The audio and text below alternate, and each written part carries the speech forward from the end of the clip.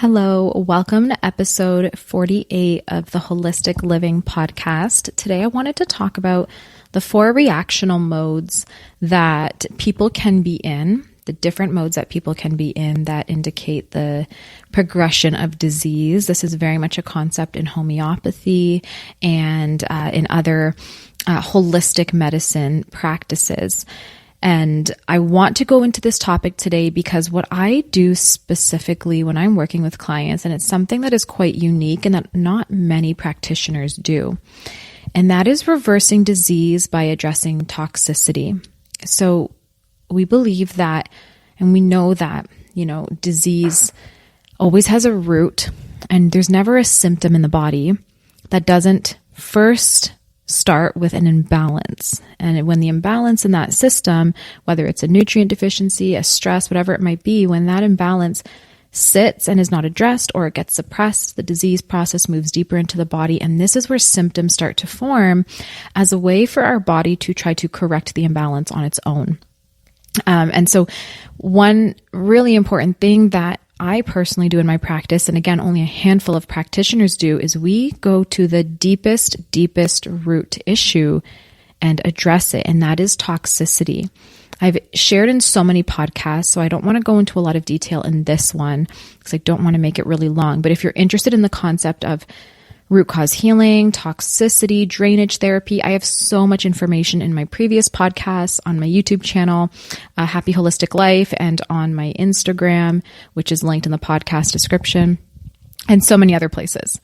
But very briefly, when we are exposed to so much toxicity, which every single person today is, because our modern world is all about convenience, and that unfortunately brings a ton of chemicals through our food and through our water and in our clothing and everything else. And so naturally we are exposed to such high level of chemicals that these deposit into our body. They burden our elimination organs like our liver and our kidneys and our lungs, and they deposit into our cells, and they damage the mitochondria of our cell. The mitochondrial health becomes very poor. They damage the nucleus of our cell, and we get different gene deletions and different genetic mutations within the cell, which leads to cancer cell formation and so many other issues. So usually the root of all disease stems from toxicity.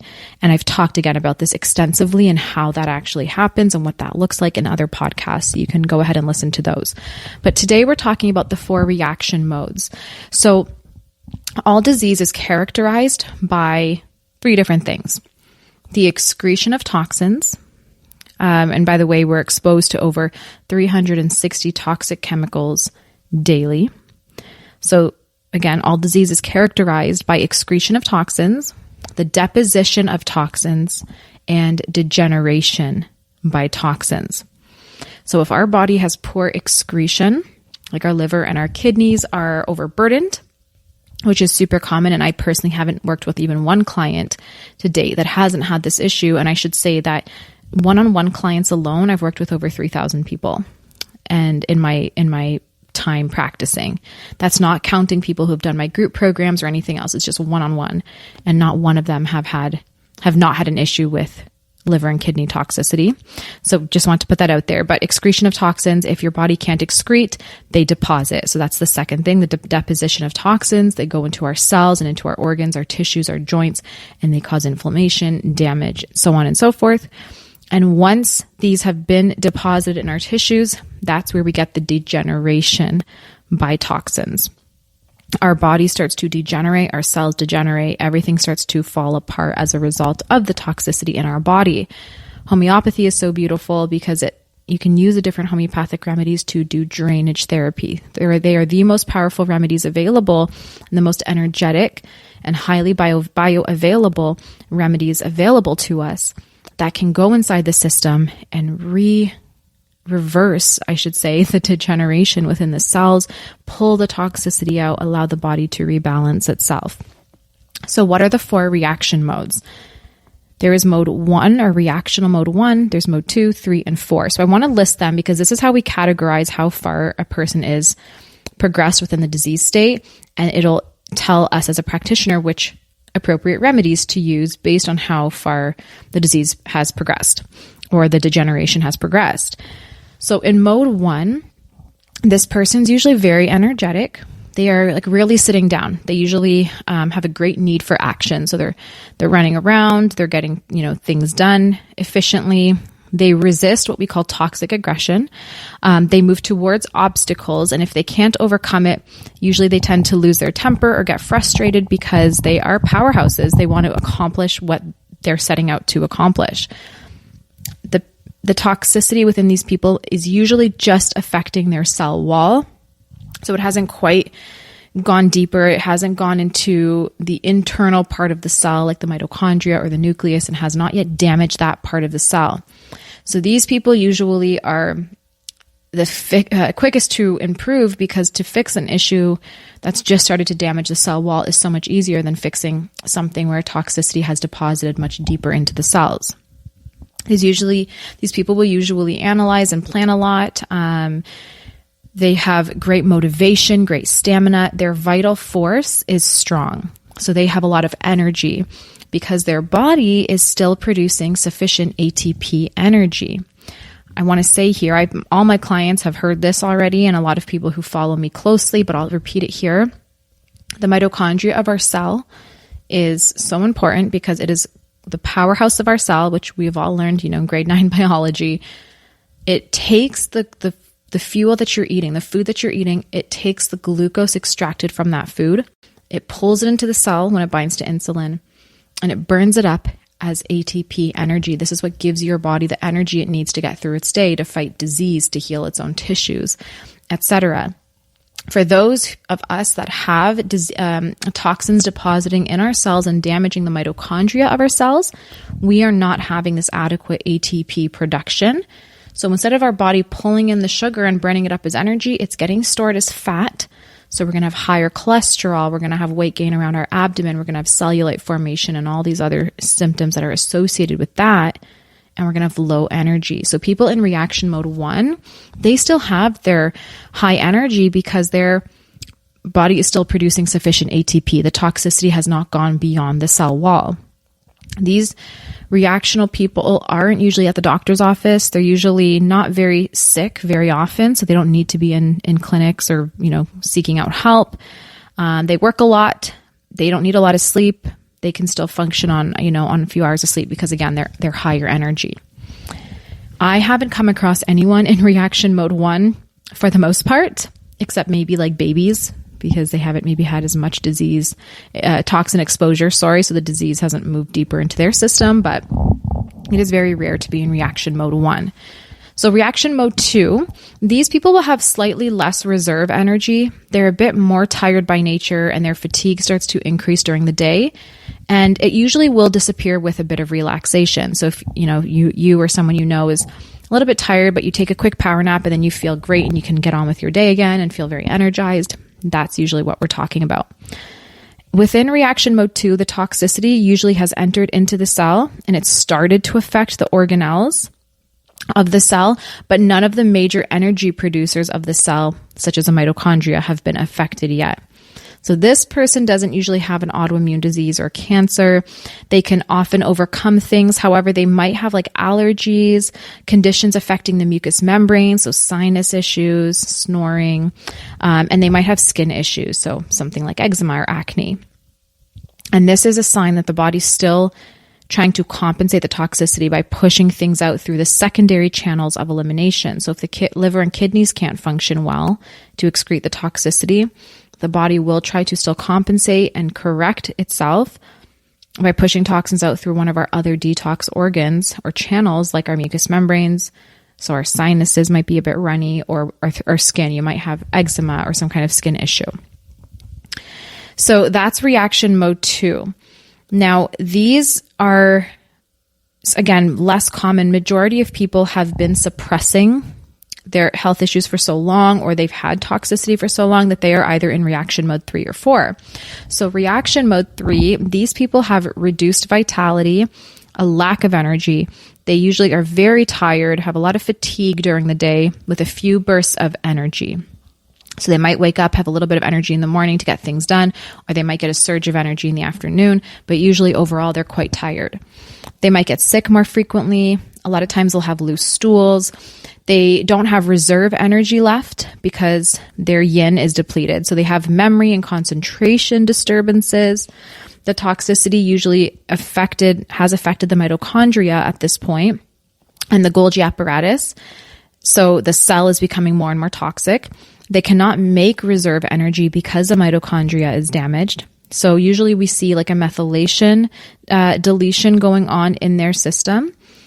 Most of what we see today is, again, toxicity causing these genetic disturbances where we see these little micro deletions happening. And these are not, when a lot of people are seeing or hearing about us talk about issues affecting our DNA, issues affecting our genetics, it's not that we're saying that there's a genetic problem. It's that the toxicity itself is causing the body to have these microdeletions. It's causing mutations within our cells, within our genes.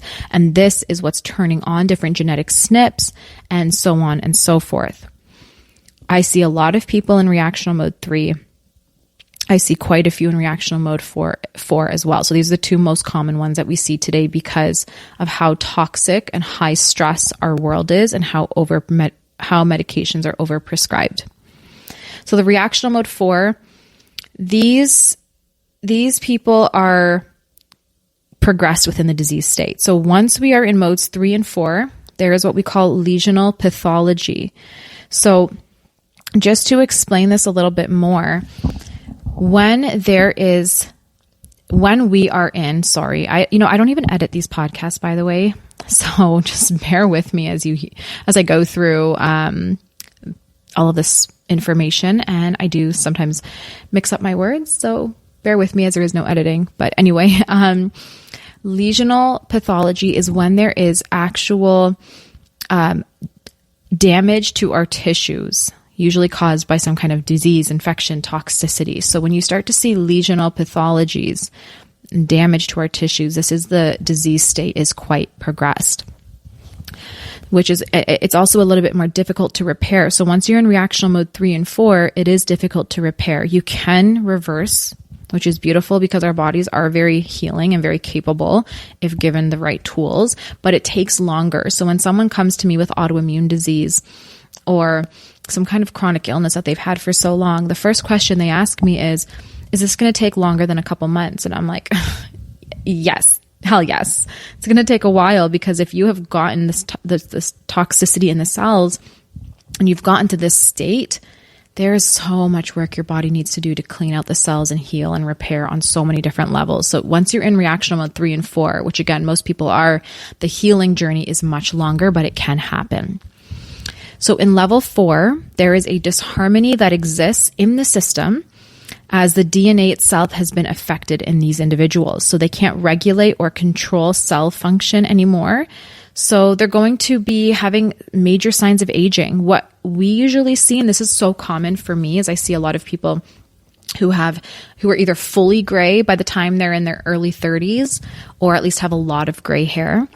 We start to see more apparent wrinkles. We'll start to see a little bit of skin drooping already and things like that. These are aging signs. Now, not everyone is going to have these progressed signs of aging at such a young age, but if you do, it's a 100% guarantee you're in reactional mode 4. But you can have other signs as well that doesn't have to necessarily relate to aging. But if you do have aging symptoms, it means that the nucleus of the cell is damaged. And again, to reverse this process, it's going to be a lot more challenging. Usually individuals in reactional mode 4 have mood swings. They're kind of going up and down frequently, mentally and physically. So their moods are always alternating, where they're happy and then depressed or sad. Usually there is sclerosis of their system. You might hear people say, oh, I feel old. So they might have hip pain, joint pain, arthritis, fibrosis, hardening of different tissues, things like that. So signs of aging. And this is your body little by little falling apart because it has no stores of nutrition left. It's fully depleted. The body has too many toxins. Your cells are completely damaged and destroyed. And at this point, the body is like screaming for help, although the vital force is so low in reactional mode 4 that the body can't actually scream for help. So a lot of times there's not even major symptoms in people who are in reactional mode 4. You might have autoimmune or something, but I see people in the earlier reactional modes who have much more vibrant symptoms. They'll be having seasonal allergies and these kinds of symptoms where they might seem like they have a lot worse things going on than someone in reaction mode 4. They don't. What actually is happening is their body has enough energy to still be trying to correct and rebalance itself. So it's going to create symptoms to push out toxicity, to regulate itself. And that's a good sign. So if you have a skin issue, if you have these symptoms, that's your body still having enough energy, enough vitality to actually try and correct itself. When you start moving towards reactional mode 4, this is where we see someone out of nowhere unexpectedly develop a tumor. No signs or symptoms, just suddenly there's a massive tumor growing, or suddenly they develop cancer, or again, some autoimmune, and it's not even noticeable necessarily to them until sometimes it's too late. They'll start to feel ill very late. And it's because the body had no energy left to even elicit symptoms. And again, symptoms, the point of a symptom is to heal. So even, for example, if you have you got a splinter in your foot or in your finger, your body's going to create a symptom. It's going to create inflammation. You're going to have a bump on your finger. It's going to be sore. There's going to be pus. That's not a bad thing. That's how your body pushes something out. It's how it tries to correct the problem. So as long as we are having symptoms, that's our body still doing what it can to fix us. When someone is like, oh, I don't really have any seasonal allergies, I don't have symptoms, I don't really have much of anything, that's often not a good sign unless they're very healthy, because it means that their vitality is so low. This is what we call the syphilitic phase in homeopathy, where in the psoric phase, you kind of have a lot of energy. And you can move to the psychosis or psychotic phase where your energy starts to drop a little bit. It re-emerges in the tuberculinic phase, and then it really drops in the syphilitic phase. In the syphilitic phase, your mood is down, your energy is down, your symptoms are down because your body is just too tired to try to do anything anymore. Your vital force is really low. It's really weakened. I don't want to go into all the different stages and all those details because this is a topic that could spend hours and hours and hours on. But hopefully you understand the idea and the concept of, if you have high vitality, if you have good, strong immune system, good energy within the body, you are going to physically have energy. Your mood will be up and better a little bit more. You're going to be not needing as much rest, and you're going to have symptoms because your body can actually still try to fix itself. When we start moving through reactional mode 4, our symptoms start to decrease, not because we're healthy, but because our body just can't fix itself anymore, and it just almost gives up in that sense. All right, so those are the different reactional modes. Now, again, like I said earlier, most people today are in reactional mode 4. Sometimes we'll see reactional mode 3 as well, because the nucleus of the cell has become affected. So as soon as that starts to happen, the nucleus and the mitochondria become affected, which is for most people today, you're going to be in those reactional modes. Again, these lesional pathologies can be reversed, but it is very hard. Now, for those who are interested in homeopathy, these reactional modes are the same as miasms or dieases. So reactional mode is the same. Reactional mode number 1 is the same as dieasis 1, or what we call the psoric miasm. You guys can look into these deeper. But again, the psoric miasm is where there's great energy. Usually there's this major love for animals, love for nature. You're going to have a strong, robust vital force. So you're not going to be getting sick as frequently because your body can fight things off. You might have some skin symptoms or sinus symptoms, but that's about where it stops. It doesn't usually have much deeper diseases. Reactional mode number 2 is the same as the miasm, psychosis. Reactional mode 3 is the same as the miasm tuberculinic. And then number 4 is the same as a syphilitic or lutic miasm, which these are where cancer formation occurs, and much greater and stronger diseases, major depression, you're more moody, feeling very sad, things like that. And usually you need to be in reactional modes 3 and 4 to start to have that cancer formation. Children can be in reactional mode 3 and 4.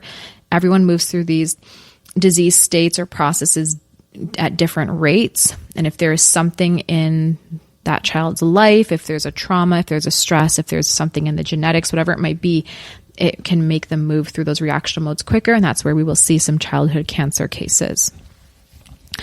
So the levels 1 and 3 usually have to do more with inflammatory conditions, usually an issue of hydration. So we're going to see a lot of more acidic conditions. We're going to see dry skin. You're going to see, anything to do with inflammation. And the reason why you have inflammation in reactional modes 1 and 3 is, again, the vital force is going to be a little bit more robust. So you're going to have the body's ability to try and heal itself. Your immune system can still be active in these phases because it still has some energy reserves. If you're in reactional mode 4, your vital force is so weak, your body's so weak, it can't even mount inflammation to try and fight anything off because it is too weakened. So that's not a good thing. There's so much more to this, but I want to just kind of wrap things up here and really also stress the importance of addressing health issues before it becomes, something that is farther progressed, because it's going to cost more, it's going to take longer, it's going to be more difficult. And it's so important for us to always focus on consuming filtered water. This is one of the biggest sources of toxicity because there is tons of Roundup and pesticide residues in our water. We have tons of chlorine, which wipes out our beneficial organisms. It destroys our liver. There's fluoride. There's heavy metals. There's even pathogens in the water that are not wiped out by chlorine, and so much more. So if you are drinking tap water, or you're just drinking regular bottled water, which is also equivalent to tap water, not only are you getting plastics from the bottled water, but you're getting so many more chemicals. So the most important water to try to have for your home that will purify the best is reverse osmosis, which is a whole house system filter. If you cannot afford that, they usually range between $400 to like $1,000. If that's not manageable, even just getting a counter, like a Berkey filter, this can do a lot, and it can help, just with at least the water that you're drinking. And then you can do an individualized chlorine filter for your shower, which is better than nothing. So there's ways to get around drinking tap water, and I highly, highly, highly recommend that you look into that first and foremost if you're not there yet with your water. The other thing is to be so careful with specifically Roundup. We are exposed to so many toxins. Roundup specifically has been proven through studies to disable 1/3 of our enzyme systems in the liver.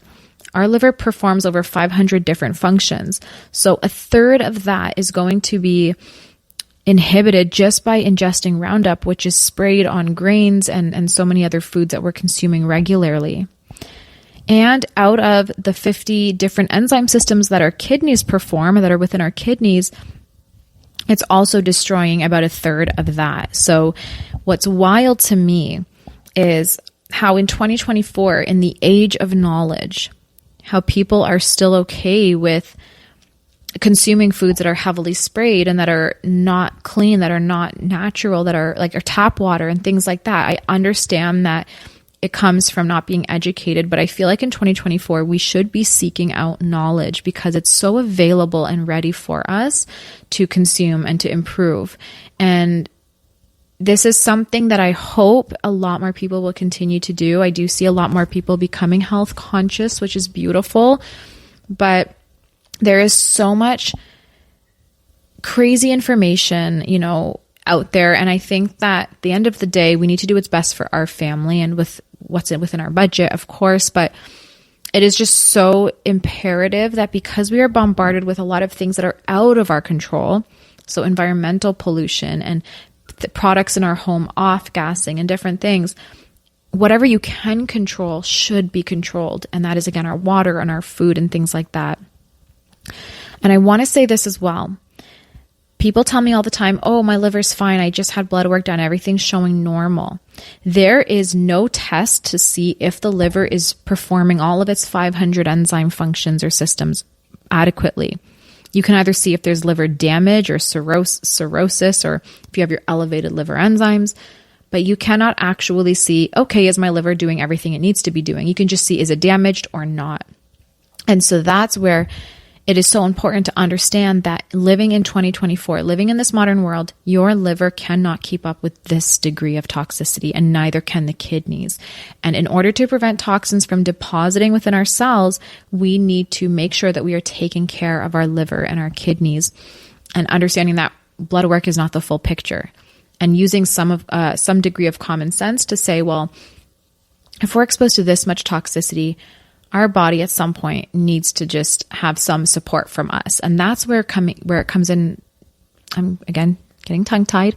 That's where it becomes important to come in and say, hey, what can I improve? What can I help my body with? Can I stop eating foods that are heavily sprayed with Roundup, like cereals and non-organic and non-GMO grains and things like that?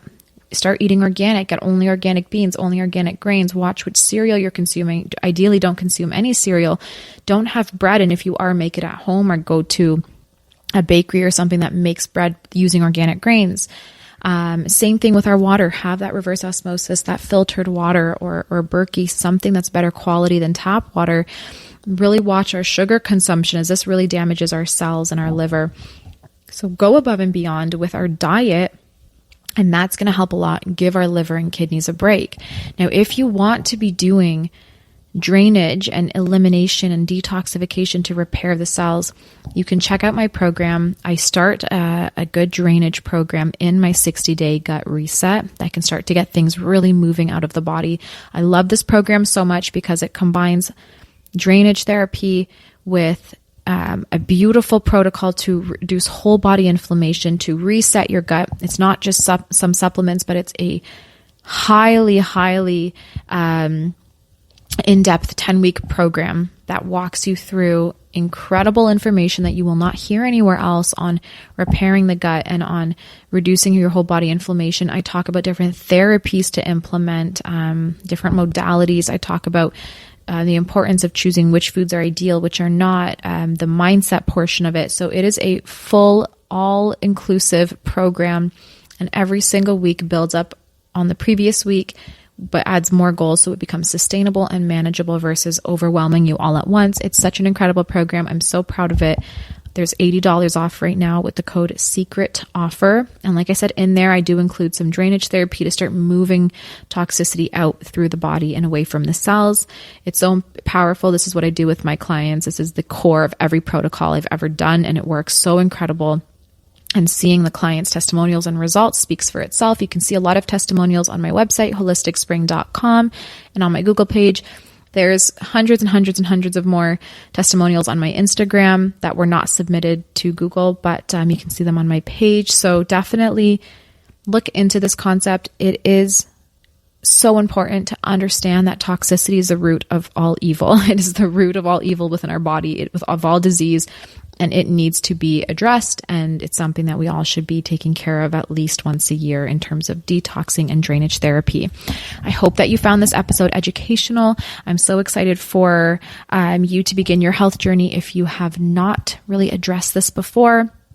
Thank you so much for listening. I do take podcast topic requests, so you can message me through social media or wherever you're listening to this episode from, and just let me know what you want me to talk about next. I hope you guys have a wonderful day or night wherever you are listening from, and I'll talk to you in the next episode. Bye.